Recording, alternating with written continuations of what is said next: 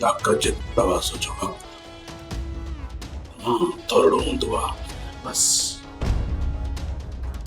मां तोखे इहो ई सम्झाइण चाहियां पियो बाक़ी जेके तुंहिंजे अंदर में मुंहिंजे लाइ बाह भरियल आहे कढी सघी थो जग मुते तशद्दुद करणो अथई करे सघी थो इहा तुंहिंजी ख्वाहिश पूरी थी थी बस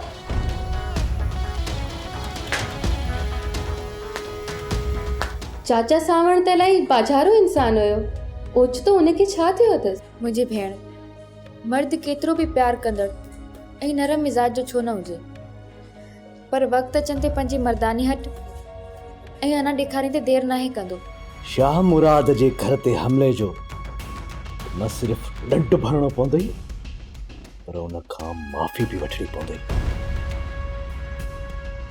ऐं हा शहरोज़ ऐं चांडोकी जी मंगणी वारो ख़्याल पंहिंजे ज़हन मां कढी छॾे।